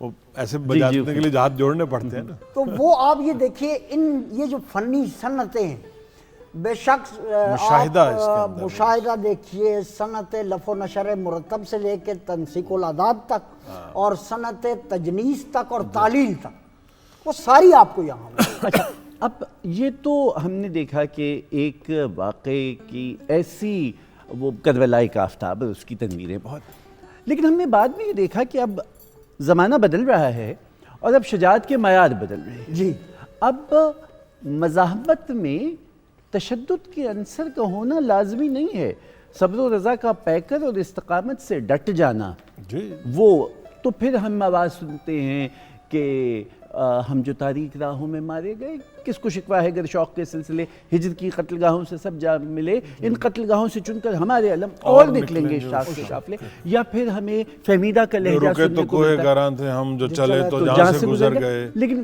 اسی طرح سے فہمیدہ کے ہاں ہمیں آواز آئے گی کہ کتنے مشتاق ہیں دل کے اپنے جوہر کی صلابت دیکھیں۔ اب جو مذاہبتی ادب ہے وہ عروج پا رہا ہے، بے شک۔ تو کیا یہ نئے رزمیہ کی شکل ہے؟ یہ نئے رزمیہ کی شکل بن رہا ہے۔ دیکھیے، یہ ابھی ہمیں وقاص سنا رہے تھے، تو ایک لمبی سانس اس رزمیہ کو لکھنے کے لیے، جو ہمارے آپ کو معلوم ہوگا کہ یہیں لاہور میں ایک نوجوان ہے غائر عالم، جنہوں نے ایپک لکھا ہے، اچھا، اور کسی کو پتہ نہیں، وہ چھپ چکا، کوئی کتنے سال ہو گئے، لیکن اس کی اپریشیٹ نہیں کیا، اس لیے کہ لوگوں نے ایپک کو اچھی طرح دیکھا ہی نہیں، رزمیہ کو اچھی طرح دیکھا ہی نہیں۔ جب یہ نئے جو اب ہتھیار آ گئے، ویپنری، باقاعدہ ایک وار جو ہے باقاعدہ اکانومی بن گئی، تو اس میں ایسا نہیں ہے کہ وہ رول ختم ہو گیا، جذبہ وہی کار فرما ہے۔ مثلا غزل کی آپ بات کر رہے تھے، تو غزل ہی کا شعر ہے نا کہ ایک بار سر دشت تھا ہاتھ ہمارا، پھر ہم سے کسی شخص نے بیعت نہیں مانگی۔ واہ، تو وہ کسی بھی شکل میں ہو، جب وہ رزمیہ کی صورت اختیار کرے گا، یا مسدس میں کرے گا یا مثنوی میں کرے گا، اس کے علاوہ کوئی تیسری صورت ہے نہیں۔ وہ ایک شکوہ لفظی چاہیے، ایک تکرار لفظی چاہیے ایسی کہ جس میں جیسے اختر بھائی نے بات کی، اب مسدس جو ہے نا، مسدس میں آپ کے پاس ایک سپیس ہے، یعنی وہ آپ کے پاس ایک پلے گراؤنڈ سمجھ لیں آپ اس کو، اگر اس کی ایک مثال دے لیں کہ اگر آپ نے ایک لمبی جسٹ لگانی ہے تو اس کے لیے آپ کو انوائرمنٹ بھی اس طرح کا چاہیے. غزل جو ہے وہ آپ یہ سمجھ لیں کہ ٹینس کورٹ ہے یا اسکواش کورٹ ہے، تو جہاں پر آپ نیزہ نہیں پھینک سکتے وہاں پر آپ اسی کے مطابق کھیلیں گے. تو یہ جو چیزیں جیسے اب ہاں اب وار اکانومی کی انہوں نے بات کی، وار اکانومی نے سائیکالوجی چینج کر دی ہے. جب سائیکالوجی چینج ہوتی ہے تو اس کے اثرات ادب پر بھی پڑتے ہیں. جب اس کے اثرات ادب پر بھی پڑتے ہیں تو وہ پھر ایک نئے انداز سے، ایک نئے رنگ سے چیزیں سامنے آتی ہیں. ابھی حال ہی میں جو اگر ہم وطنیت کے حوالے سے بات کرتے ہیں، وطن کے حوالے سے بات کرتے ہیں، تو جو 2 یا 3 جنگیں دیکھی ہیں ہم نے، تو ان جنگوں کے حوالے سے شاعری ہوئی، اس وقت ہوئی، 1965 میں ہوئی، 1971 میں ہوئی. شاہد الحق حقی نے وہ جو کمپائل وہ کیا 60,000. اچھا، لیکن اب مزے کی بات ہے کہ پاکستان پچھلے 15 سال سے دوبارہ حالت جنگ میں ہے، لیکن یہ جنگ وہ جنگ نہیں ہے جو کہ ایک ٹریڈیشنل جنگ تھی، یعنی جہاں پر آپ کو ایک دشمن کا چہرہ واضح تھا، آپ کو پتا تھا کہ یہ ہے اور اس کے ٹینک آ رہے ہیں، اس کی توپیں آ رہی ہیں. وار آن ٹیررزم کی جب ہم بات کرتے ہیں یا جو سائیکولوجیکل وارفیئر کی بات کرتے ہیں، یا جب ہم اس طرح کی ایک جنگ کی بات کرتے ہیں کہ جس میں دشمن چھپ کے آپ کی ریاست کو کھوکھلا کر رہا ہے یا دشمن چھپ کر آپ کے تشخص کو کھوکھلا کر رہا ہے، اب جنگ کی آنے والے زمانوں میں یہ نئی شکلیں ہیں. اس میں پھر آپ کے لیے آپ کا تشخص بچانا رزمیہ بن گیا. اس میں آپ کے لیے آپ کی وطنیت بچانا، کیونکہ سب سے بڑا حملہ کس چیز پر ہو رہا ہے؟ سب سے بڑا حملہ آپ کے تشخص پہ ہو رہا ہے، آپ کی شناخت پہ ہو رہا ہے. تو اب وہ رزمیہ کی شکل جو ہے وہ اس طرح سے بدلے گی اور وہ اس انداز میں آئے گی. ہمارے پاس اس وقت اس کا ایک تو افتخار عارف صاحب کا ایک ان کی امانت نود جن کے ذہنوں میں زندہ ہے، اس کا ان کا شعر ہے کہ سلامتی ہی سلامتی کی دعائیں خلق خدا کی خاطر، ہماری مٹی پہ حرف آیا تو عہد فتح مبین لکھیں گے. یہ ہمیں لہجہ وہاں نظر آتا ہے. میں جو آپ سے عرض کرنا چاہتا تھا وہ یہ کہ ہم نے یہ دیکھا کہ جب 20ویں صدی میں اردو شاعری داخل ہو رہی ہے تو اسی وقت اس بین الاقوامی منظرنامے پہ 2 بڑی ہولناک جنگیں ہیں، اور جنگ سے بیزاری کی کیفیت ہے، اور دوسری طرف امن کی خواہش ہے، استعمار کو گرا دینے کی خواہش ہے، نظام کی تبدیلی کی خواہش ہے. تو پھر اٹھو میری دنیا کے غریبوں کو جگا دو، کافر ملا کے در و دیوار ہلا دو. ساحر کو دیکھیں، ساحر کے جالب کو، اور جالب تو پھر ایک بہت ہی بڑا کھل کے وہ ایک چیز اس میں آئی سامنے. یہ جو لہجے ہیں یہ بظاہر کسی خاص میدان جنگ کا واقعہ نہیں ہے، بلکہ یہ تو ایک معاشرتی جنگ ہے، میں تو سائبر وار کہتا ہوں اس کو، کہ یہ ایک سائبر وار ہے اور پوری دنیا ایک کلک پہ ہے. اس میں آپ یہ دیکھیں کہ آپ کو وہ ٹرمینالوجی جو ہے کہ آج بازار گردی کو نکلا ہوں، ٹھیک ہے، وائرس کی صدائیں ہیں، تنہائی ای میل کرتے ہوئے لوگ. تو یہ آپ کے لیے ضروری ہے، لہجہ بدل رہا ہے، ڈکشن بدل رہی ہے. آپ کا ڈکشن جو ہے، if you know all that what is happening here in Pakistan or all over in the world, you should have to change your dialect, otherwise it is impossible to express anything. یہ ناممکن ہے. آپ کے شاعر کو یہ سمجھنا پڑے گا اور جو امیج بنایا ہوا ہے شعراء کا اس کو بھی تبدیل کرنا پڑے گا. ابھی ہم نے صوفی تبسم صاحب کا سنا، پھر ان کا وہ جو ہے اے پتر ہٹاں تو نہیں بکتے، وہ دیکھ لیں آپ، یا ہمیں پاس پاں اس کے، یہ وطن ہمارا ہے. تو ایک جو پوزیسونیس جس کو میں کہہ رہا تھا، وہ آپ کی سائیکالوجی کو انٹرنیشنل ریلیشنز کے تحت تبدیل کرتی. آج وہ زمانہ آ گیا ہے جب آپ کے بڑے بڑے تجربہ کار لوگ جو ہیں وہ ریٹائر ہو گئے، جی P T A I fusion ہو گیا، اے آئی آ گیا. اس میں آپ کو دیکھنا پڑے گا. مثلا آپ کو یاد ہوگا کہ ہم لوگ ایک کتاب کے لیے سال سال خار ہوتے تھے اور کوئی دیتا نہیں تھا. جی بالکل. آج ایک کلک پہ کھربوں صفحے پڑے ہیں لیکن انہیں پڑھنے والا کوئی نہیں. تو یہ جو آپ 2000 کے بعد کی بات جنریشن کی بات کر رہے ہیں, میرے حساب سے یہ آئیڈیالوجی لیس ہے. They don't have an ideology. ہاں, ان کو یہ احساس دلانے کے لیے کہ یہ زمین جو ہے یہ تشخص ہے, یہ تشخص ہے بنیادی, یہ شناخت ہے جو شکیل بھائی نے کہا. لیکن اختر بھائی, وہ جیسے ادا نے کہا تھا کہ آشنا آشنا پیام آئے اجنبی اجنبی زمینوں سے, اگر وطنیت کی بات آئی تو لہجہ تو پروین شاکر کا بھی بدل گیا. جی, کہ تہمت لگا کے ماں پہ جو دشمن سے داد لے, ایسے سخن فروش کو مر جانا چاہیے.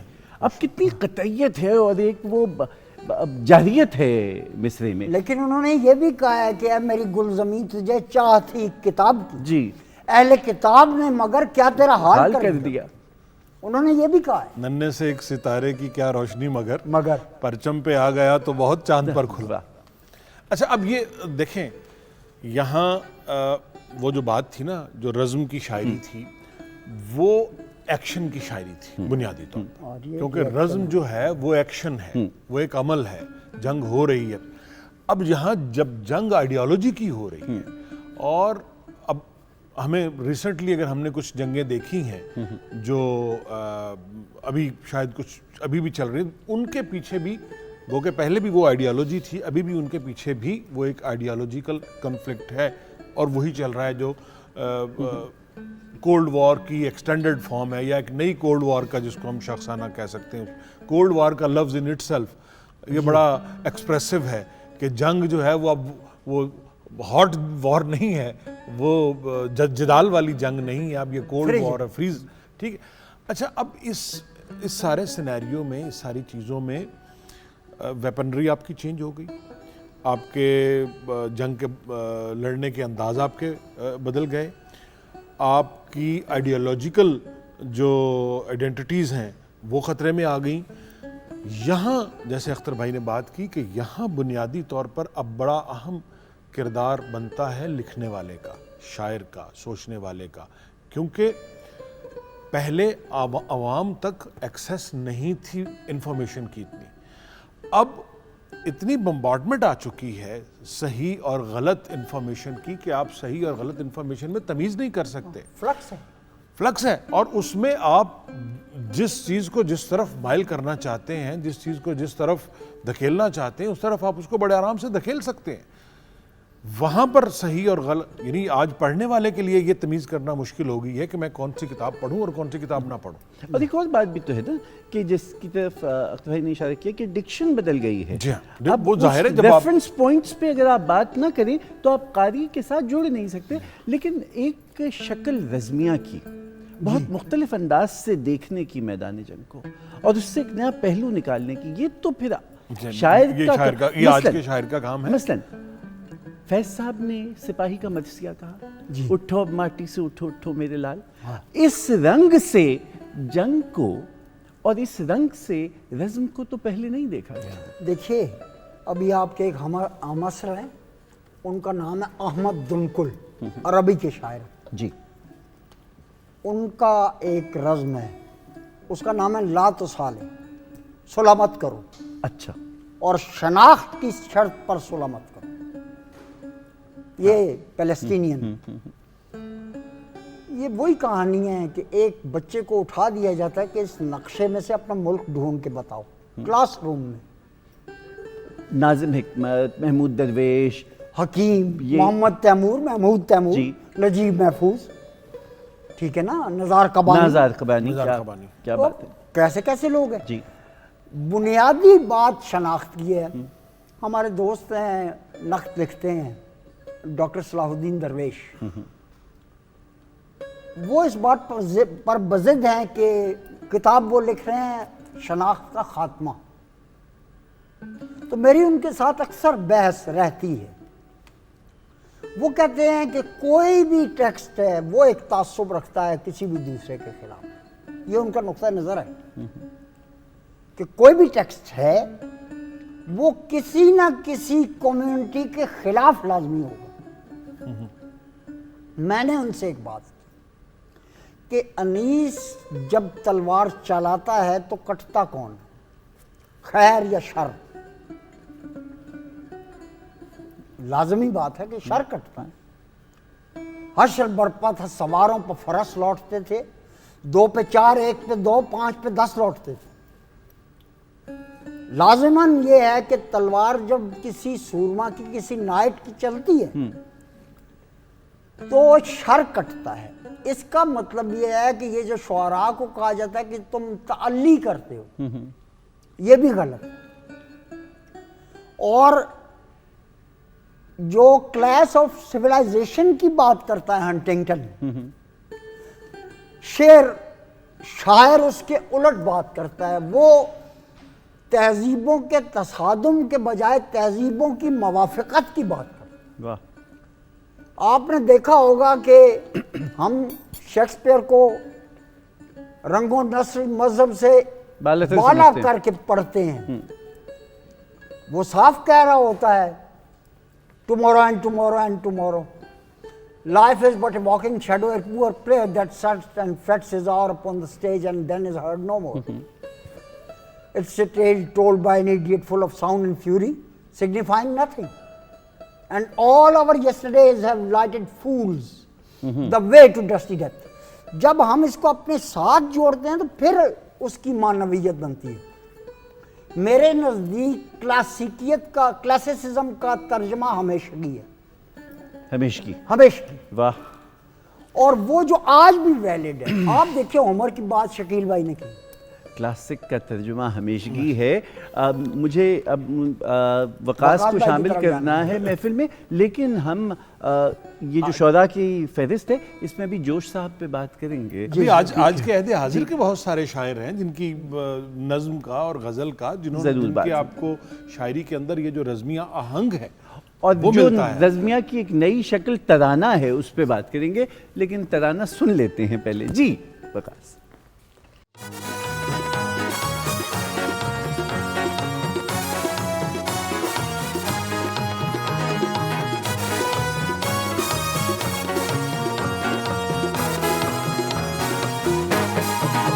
دشمنوں تم نے اس قوم کو للکارا ہے, دشمنوں تم نے اس قوم کو للکارا ہے. کعبہ ہے جن کی زمینوں میں, قرآن ہے روشن سینوں میں. دشمنوں تم نے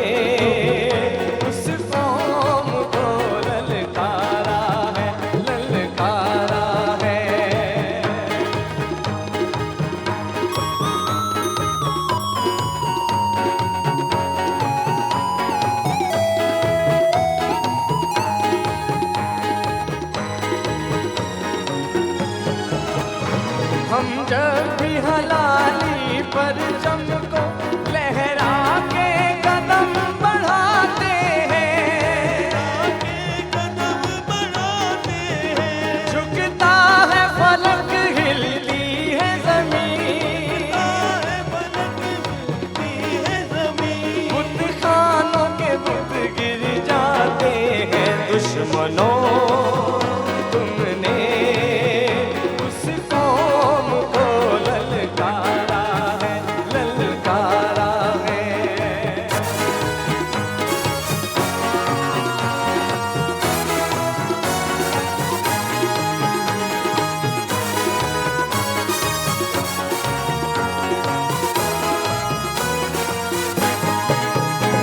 ہر مومن کو, ہر غازی کو رحمت کا تقاضا ہوتا ہے. ہم نام علی جب لیتے ہیں,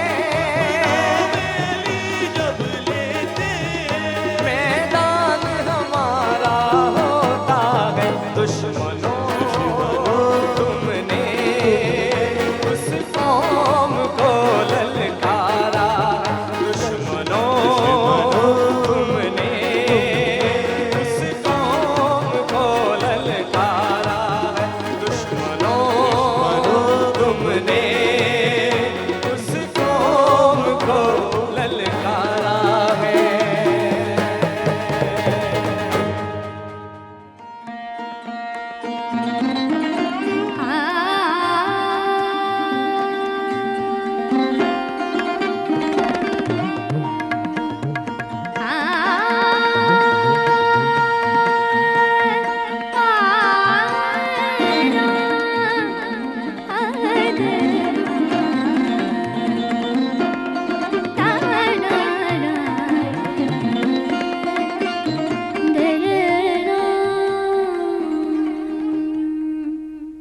خواتین و حضرات، رات گئے کی نشست میں خوش آمدید۔ گفتگو اپنے اختتامی مراحل کی جانب ہے، اگرچہ بات جہاں تک پھیل چکی وہاں سے اس کو سمیٹنا، اور ابھی بہت سے ایسے اس کے پہلو ہیں کہ جس پہ ابھی تک ہمارا ہاتھ نہیں پڑا ہے، اور اختر عثمان اور شکیل جاذب ساتھ ہوں اور اختر بھائی کا ایک جیسے بہتا دریا ہے اس سے استفادہ ہو رہا ہے۔ ہم اگرچہ اب ہم نئی شکل پہ بات کرنا چاہیں گے، لیکن جی چاہتا ہے کہ کچھ ایسے شعراء اور جو ادب کی رزمی ادب کی بدلتی ہوئی شکل ہم نے دیکھی ہے اردو میں خاص طور پہ، نثر میں بھی اور نظم میں بھی۔ ایک طرف ہم دیکھ رہے ہیں کہ جوش صاحب کا لہجہ ہے، جوش صاحب کا آہنگ جو ہے وہ بہت جارحانہ جی بلند ہے اور بلند ہے۔ کہاں رکھیے گا آپ ان کو رزمی شاعری کے بات میں؟ میں یہ سمجھتا ہوں کہ جوش کی انقلابی نظمیں جن کے بارے میں فیض صاحب جیسے صلحجو آدمی نے بھی کہا تھا کہ یہ رد انقلاب کا شاعر ہے، انقلاب کا شاعر نہیں، اچھا، پورا مضمون ہے فیض کی میزان میں جوش پر۔ تو ان کا لہجہ بہت گھنگھرج والا، گھنگھرج اس جی میں بہت زیادہ ہے، اور یوں پتہ چلتا ہے کہ نقارے بج رہے ہیں، جی ناقوس ہیں، کرنا پھونک رہے ہیں، جی، ہند کا زندہ کانپ رہا ہے، آپ نے دیکھا ہوگا تاریخ دے رہی ہے یہ آواز دم آواز۔ بدم۔ لیکن ان کا وہ پہلو جو انہوں نے انقلاب کے لیے کربلا سے بھی، وہ زیادہ مضبوط ہے، اور وہ ان کی انقلابی نظموں میں درست طور پر بروئے کار آیا ہے۔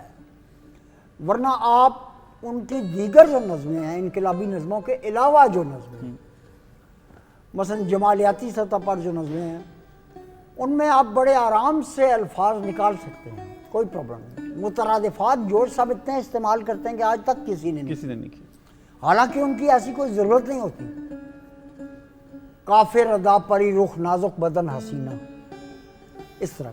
لیکن جب وہ یہ کہتے ہیں کہ فکر حق سوز جہاں کاشت نہیں کر سکتی، کربلا تاج کو برداشت نہیں کر سکتی، واہ، ٹھیک ہے کہ پہلے مصرے کے ساتھ مجھے اختلاف ہو سکتا ہے، لیکن یہ جو ملوکیت کے اوپر زد پڑتی ہے دوسرے مصرے، جی، اس سے تو جوش کا ایک مقام ان کا ایک، یہ تو بلکہ ایک کیا آفاقی صرف مسلمان سطح کے پیارے ہیں حسین، آپ وہ دیکھ لیجیے۔ جی، تو جوش کا جو کام ہے وہ ہلال بھائی زیادہ بہتر بتا سکتے ہیں، انہوں نے ظاہر ساری زندگی جوش پر صرف کر دی۔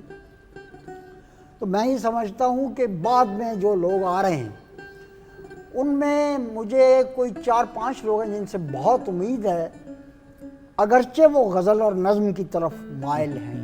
منظر رضا کاظمی ہیں، عثمان حبیب ہیں، ہمارے وہ اپنا شمشیر حیدر نقوی ہیں، رئیس عباس ہیں، یہ لوگ ہیں۔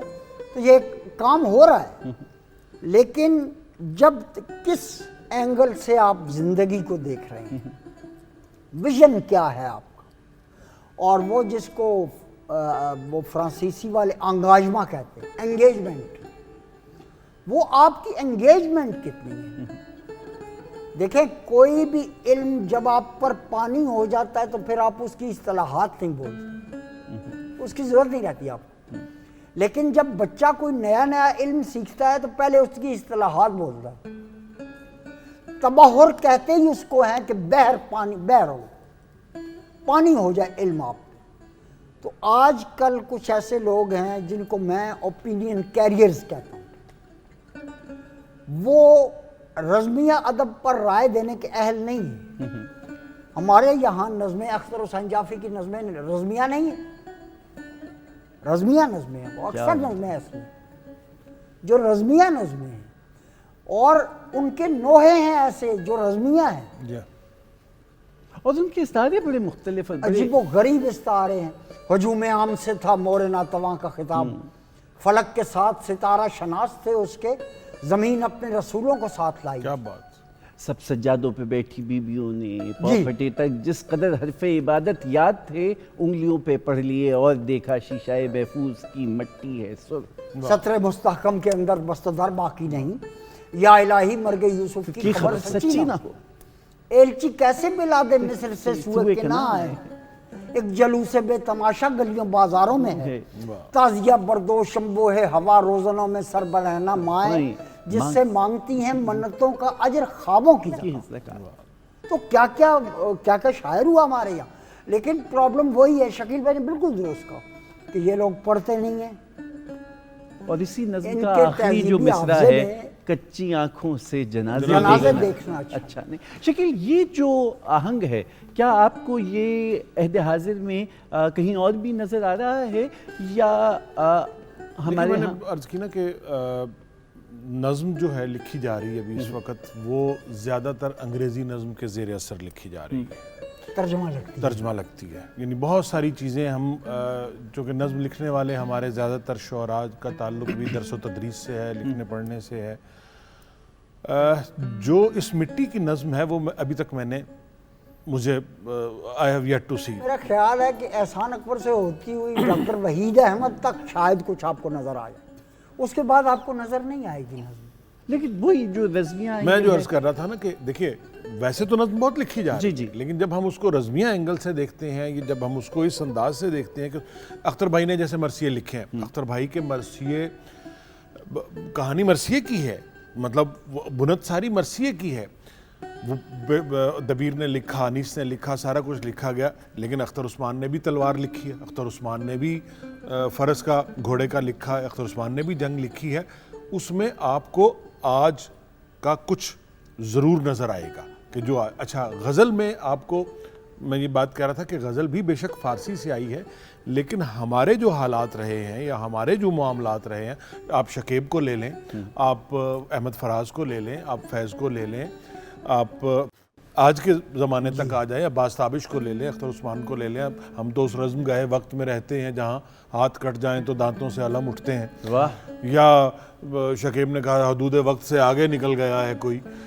فصیل جسم پہ تازہ لہو کے چھینٹے۔ اب یہ آپ کو منظرنامہ سارا وہ ایک رزمیہ والا ہی اس میں نظر آتا ہے۔ ہمارے آج جو سلام لکھا جا رہا ہے اس میں بھی وہ سلام کا اس انداز کا سلام نہیں ہے جو مزاحمت کا پہلو ہے، وہ اس میں مزاحمت کا پہلو زیادہ ہے۔ خالد علیق صاحب کی شاعری ہے، یا اور یعنی وہ بڑا مشہور ان کا تھا کہ ہاتھوں میں قلم رکھنا یا ہاتھ قلم رکھنا، تو یہ ایسے یعنی استعارے اور ایسی وہ چیزیں ہیں جو آپ کو اس میں نظر آتی ہیں۔ نظم پہ گو کہ اختر حسین جعفری صاحب کا نام ہے، ڈاکٹر وحید احمد صاحب کا نام ہے، اور بہت سارے لوگ جنہوں نے وہ نظم پہ بڑا کام کیا ہے، اور نظم لکھی بھی بہت جا رہی ہے۔ شاید ہمارے ہاں تھوڑا سا ایک پرابلم یہ آ گیا کہ اختر حسین جعفری کی یا جو بڑے دوسرے نظم نگار راشد کی اگر ہم بات کر لیتے ہیں، یا فیض کی بات کر لیتے ہیں، یا مجید امجد کی اگر ہم بات کر لیتے ہیں، میرا جی کی بات کر لیتے ہیں، یہ وہ لوگ تھے جنہیں فن شاعری کا پتہ تھا، انہوں نے فن شاعری کو سمجھتے ہوئے، جانتے ہوئے، اس پہ عبور رکھتے ہوئے، دسترس رکھتے ہوئے نظمیں کہیں، تو وہاں پر آپ کو نظم کی ایک اعلیٰ و عرفہ شکل نظر آتی ہے۔ لیکن اگر آپ نظم یہ سوچ کر لکھیں کہ یہ آسان کام ہے، یہ اور آزاد ہے، اور آزاد ہے، اور اس میں تو پھر آپ وہ ایک نثر لطیف کا جو ایک وہ لطیف بھی اس میں اضافی ہے، جو ایک نیا رنگ ہے رزمیہ شاعری کا آج جو مقبول ترین ہے، وہ ترانے ہیں۔ جی ہاں، میں اسی طرف آنا چاہ رہا تھا۔ مسعود انور صاحب نے جو مسرور انور کے ترانے ہیں، صوفی غلام مصطفی صاحب نے لکھے۔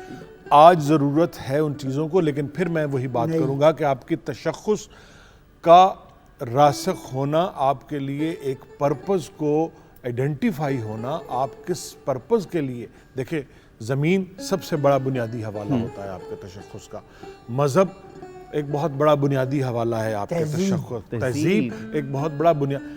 اب جہاں پر ان چیزوں کو دھندلائے جانے کی کوشش کی جا رہی ہے، جہاں پر یہ ساری چیزیں ایک میلٹنگ پاٹ میں آپ کو نظر آ رہی ہیں، تو وہاں پر پھر آپ ترانے کے لیے آپ کیا لے کر آئیں گے؟ جنگ وہ تو ہو نہیں رہی اس طرح سے کہ جیسے 65 کی جنگ ہوئی تھی یا 71 کی جنگ ہوئی تھی، یا ایون کارگل کی وار میں بھی اگر ہم دیکھتے ہیں کہ جہاں پر ہم نے لاشیں ہم آج بھی دے رہے ہیں، شہید ہمارے آج بھی بچے شہید ہو رہے ہیں، ہمارے سپاہی آج بھی شہید ہو رہے ہیں، لیکن آج تو سپاہیوں کے ساتھ ساتھ عام انسان شہید ہو رہے ہیں، عوام شہید ہو رہی ہے، وہ ہم 60-70 ہزار 80 ہزار دنیا میں میرا نہیں خیال کہ کسی قوم نے 10 سال میں 80,000 سے زائد دہشت گردی کے مقابلے میں اس میں وہ دی ہوں گی، لیکن ہمیں آج وہ اس ترانہ اس لیے نظر نہیں آ رہا اس انداز کا کہ ہمیں وہ دشمن کی شکل نظر نہیں آ رہی. دشمن کی شکل نہیں. اب جو آغاز میں بات ہوئی تھی کہ رزمیہ المیہ بھی ہو سکتا ہے اور تربیہ بھی ہے. اتنا بڑا المیہ موجود ہے، کوئی ایسا شہر نہیں ہے اور کسی شہر میں کوئی ایسا محلہ نہیں ہے جس نے کسی شہید کے جنازے کو کندھا نہ دیا. تو کیا شاعر حساس نہیں رہا؟ لکھ رہے ہیں. دیکھیے جب کوئی کہتا ہے نا کہ ابھی پچھلے جنازوں کے نمازی گھر نہیں لوٹے، ابھی تازہ کھدی قبروں کی مٹی بھی نہیں سوتی، تو وہ صورتحال کا بیان کر رہا ہوتا ہے. یہ وہ زمانہ ہے جس میں آپ کو ڈرم لے کے نا پھر یو ہیو ٹو بیٹ دا. تو کیا اس میں پھر ہمارے ذرائع ابلاغ کا ذرائع ابلاغ کا بہت بڑا قصور ہے، جنہوں نے شاعر کی نوعیت یہ بنا دی کہ وہ بھوکا ننگا ہوگا، اس کے بیوی بچے بھوکے ننگے ہوں گے، اور وہ اپنی سماجی اور تہذیبی ذمہ داریاں پوری نہیں کر رہا ہوگا. اچھا بازار کی بھی تو ضروریات ہے نا، کمرشلی کس بیٹ پہ نغمہ بک سکتا ہے. کمرشلزم جو ہے نا یہ اس نئی رزم کا ایک بڑا اہم اینگل ہے. وقاص گائیں گے نہیں، ان کے لیے مسئلہ ہوگا جسے ہمیں دیکھنا پڑے گا. دیکھیں آج جو جنگ ہے نا یا آج جو رزم ہے نا اس میں بازار کا بہت بڑا کردار ہے، اس میں کمرشلزم کا بہت بڑا کردار ہے، مارکیٹ اکانومی ہے. مارکیٹ اکانومی، یہ پوری جنگ اس پہ ڈیپینڈ کر رہی ہے اور پوری جنگ اس کے ذریعے سے آ رہی ہے، اور کیپٹلسٹوں کی جنگ ہے، وہ ظاہر ہے. اچھا فیض صاحب کے زمانے تک جب ہم بات کرتے ہیں یا ایون فراز صاحب کے زمانے تک ہم بات کرتے ہیں تو یہ دو نظریات بڑے واضح طور پر ایک دوسرے کے سامنے تھے، جس میں آپ کمیونزم کی بات کر رہے ہیں یا سوشلزم کی بات کر رہے ہیں یا ایک وہ انقلاب نے اپنے آپ کو آئیڈینٹیفائی کر لیا اس نظریے کے ساتھ اور انقلاب کی بات آ گئی. اچھا اب زمانہ وقت بڑی ظالم چیز ہے، وقت جو ہے وہ ہر چیز کو روند کے رکھ دیتا ہے. جو ہم نے شروع میں بات کی تھی کہ آپ کو آئیڈیالوجی اس آئیڈیالوجی پہ پہنچنا پڑے گا جو ابدی ہے، جس پہ وقت کے تغیر کا اثر نہیں ہوتا.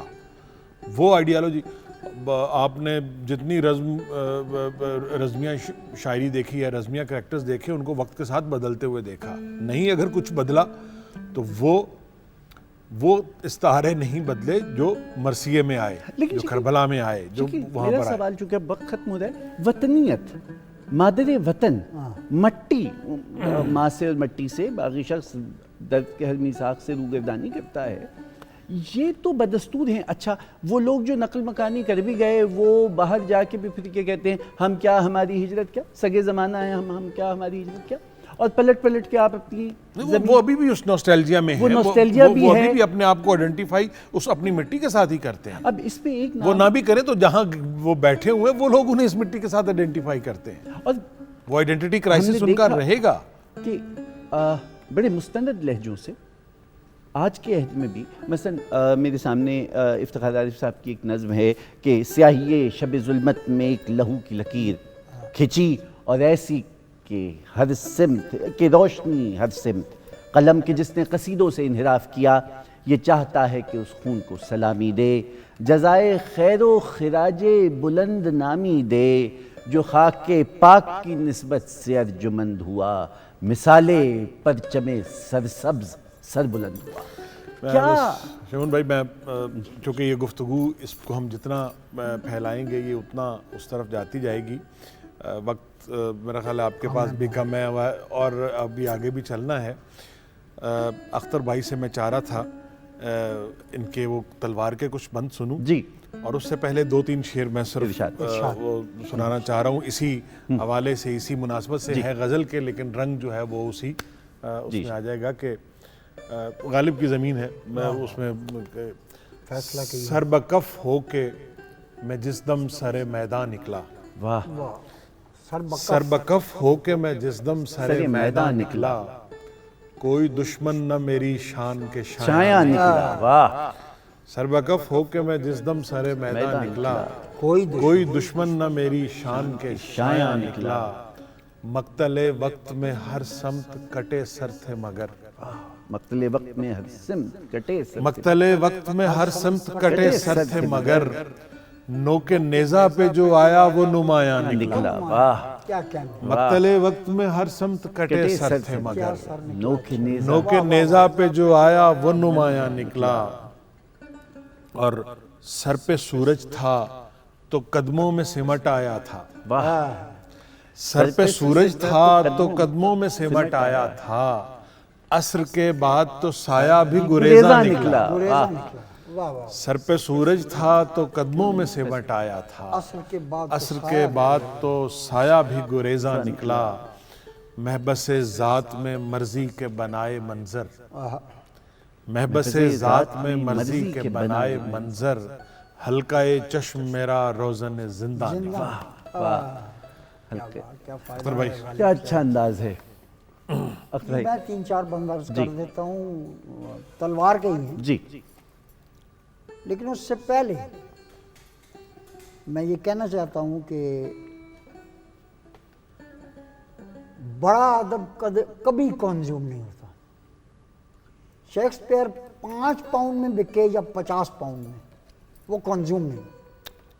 واہ جو گریٹ لٹریچر ہے جو کلاسک کبھی کنزیوم نہیں. آپ نے دیکھا لوگ 10-15 سال کے لیے آتے ہیں اور چلے جاتے ہیں. جی تو بڑا شاعر جو ہے وہ بلکہ یوں کہنا چاہیے کہ بڑا شاعر وبائے عام میں نہیں مرتا. مرتا نہیں. بہت اچھے بہت اچھے. تو تلوار کیا تھی برق گری تھی ہجوم پر یکساں تھی اس کی آنچ خصوص و عموم پر. آفت جدا جدا تھی شقی اور شوم پر سیلی تھی نامیان رو شام و روم پر. کس کی ہے ڈھال کس کی زرہ جانتی تھی وہ کس کس مقام پر ہے گرا جانتی تھی وہ. واہ جانتی تھی وہ. لمسے رسول پاک و غنی اس کے ساتھ تھا. اصول بت شکنی اس کے ساتھ تھا. رد و قبول حسن فنی اس کے ساتھ تھا. حاصل وصول پنج تنی اس کے ساتھ تھا. بدر و حنین کون یہ تیور ہی اور تھے. کچھ فرد جرم چڑھ گئے کچھ زیر غور تھے. واہ کچھ فرد جرم چڑھ گئے کچھ زیر غور تھے. یزداں مزاج عرش سے اتری ڈھلی ہوئی. یزداں مزاج عرش سے اتری ڈھلی ہوئی. دستے نبی سے زینت دستے علی ہوئی. ایک ایک مارکے میں برابر چلی ہوئی. مولا علی کے ہاتھ کی تھی وہ پلی ہوئی اور تھی خانہ زاد ازل سے شہ مشرقین کی. بچپن سے جانتی تھی طبیعت حسین کی. کیا کہنے. تو دیکھیے آپ کو اپنا عہد بھی لکھنا ہے. جب تک آپ اس کی ویلیڈیٹی جو کلاسکس کی ویلیڈیٹی ہے وہ اپنے آپ تک اپ ڈیٹ نہیں کریں گے. جس کو زائڈگائسٹ ہیگل نے کہا ہے کہ spirit of the age modernity روح عصر روح اصل زائڈگائسٹ جس کو ہم کہتے ہیں روح اصل کہتے ہیں علی عباس جلال پوری وہ نہیں ہے تو اس کے بغیر یہ وہی بن جاتا ہے. آپ نے جیسے کہا کہ 80,000 لوگ کبھی تاریخ میں اس طرح نہیں ہوئے. اسی لیے بیدل کے اس شعر پہ اپنی بات میں تمام کرتا ہوں اور اب آپ کے حوالے ہے. ملکیس بھی کسی کے درنجہ غریب شہر چن می شود شہید ستم کش می شود.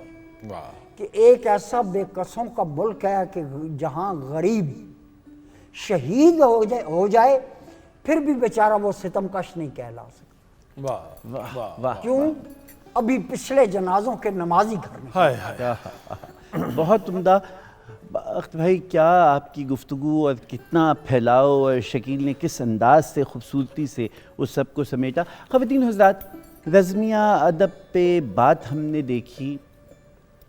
ایک زمانہ تھا کہ گھر سے ناموس کی خاطر نکلنے والوں کی داستانیں مائیں لوریوں میں سنایا کرتی تھیں اور لوک فنکار انہیں دوہوں میں گایا کرتے تھے. وقت بدلا اور پھر استعارے بدلے تو ایک وقت وہ بھی آیا کہ جب بلیک آؤٹ کی اس ہولناک سیاہ رات میں جب ہاتھ کو ہاتھ سجائی نہیں دیتا تو کسی ریڈیو سے کوئی ایک صدا ہے کہ گویا رن کا بلاوا ہے، لہو گرم رکھنے کا شرارہ ہے اور امید کا واحد استارہ ہے۔ اس کو ترانہ کہا گیا، اور یہ ترانہ وہ ہے کہ جو آج بھی وطن سے ہم وطن کو جوڑتا ہے، جو فرد کو مٹی سے جوڑتا ہے، جو ماں سے بیٹے کو جوڑتا ہے، جو ناموس سے ردا کو جوڑتا ہے۔ سو جو ردا کی ناموس سے واقف ہیں وہ مٹی سے بدستور منسلک ہیں۔ سو ہماری دعا یہ کہ پروردگار عالم اس مٹی کی عزت و ناموس کو محفوظ رکھے اور شاعر کے قلم سے اور ادیب کی زبان میں وطن کا نغمہ اور وطن کی تحسین جاری رہے۔ وقاص حیدر نے ہمیں بہت اچھے ملی نغمے سنائے۔ اختتام کیجئے اپنی آواز پہ اس پروگرام کو۔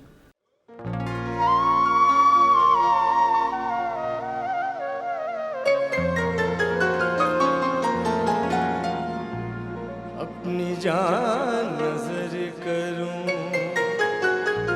اپنی جان نظر کروں، اپنی وفا پیش کروں، قوم کے مرد مجاہد تجھے کیا پیش کروں، اپنی جان نظر کروں، اپنی جان نظر کروں، اپنی وفا پیش کروں، قوم کے مرد مجاہد تجھے کیا پیش کروں، اپنی جان نظر کروں، اپنی جان نظر کروں۔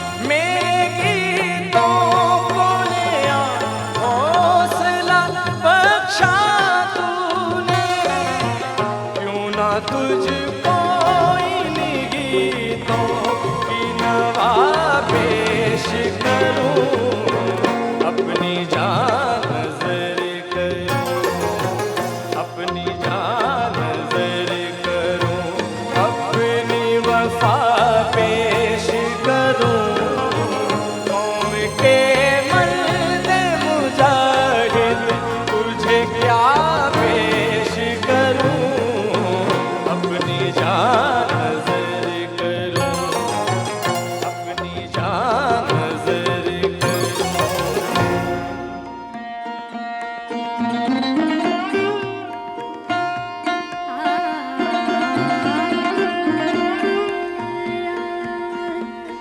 جے